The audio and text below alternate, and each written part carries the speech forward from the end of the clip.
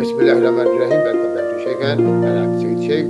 Khawatine Hazrat, we welcome today Dr. Fazil Rahman with us, the Associate Professor. Dr. Sahab, Assalamu alaikum and welcome to the show. वालेकुम अस्सलाम। Doctor साहब, आज का topic है गंजापन। लोग गंजे क्यों होते हैं, हम पालतू हमारे चलते हैं, बॉयज में ज्यादा है, खवातीन में भी किसी स्टेज पे ये मामला होते हैं। तो इसके आम हालात में आप क्या एहतियाती तदाबीर करेंगे? क्या ये बचपन से ही इसकी केयर शुरू कर दे बालों की, या किसी खास एज में केयर शुरू की जाए? बिस्मिल्लाहिर्रहमानिर्रहीम। 3 पॉइंट समझ लें जी।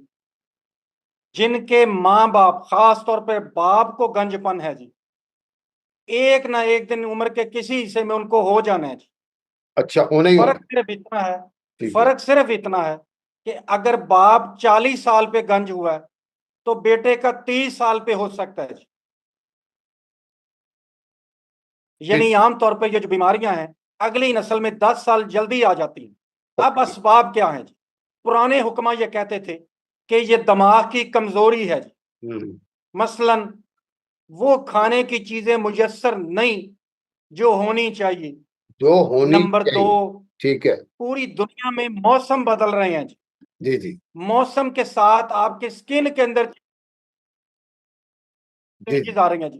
टेम्परेचर के साथ साथ पीएच बदल रही है जी। ठीक है। फिर जो हम खाने खा रहे हैं अब वो कुदरती खाने नहीं रहे जी।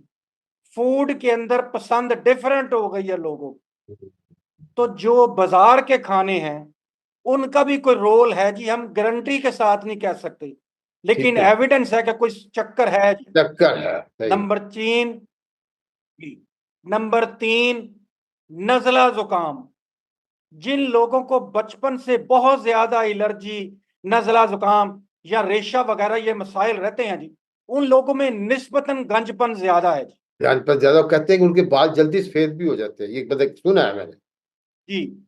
अब ये जो बाल सफेद वाला मसला है जी, कहते हैं कि लहसुन, जिसको हम पंजाबी में थोम बोलते हैं, जी, और लौंग, ये जो हमारे गरम मसाले में पड़ता है जी, इसका कोई रोल है जी। यानी लहसुन और लौंग अगर हम जरा ज्यादा कर दें तो ये सफेद होने से थोड़े रुक जाएंगे बाल, लेकिन ये गारंटी नहीं है कि जी सब में इफेक्टिव है। तो बाल कुछ लोगों में इफेक्टिव है जी। गिरने से रोकने के लिए कुछ ऑयलिंग, कुछ तेल इस्तेमाल करना चाहिए। ये जो गिरने से रोकना है ना जी, इसके अंदर फिर 3-4 मसले हैं जी। एक, असाबी कमजोरी।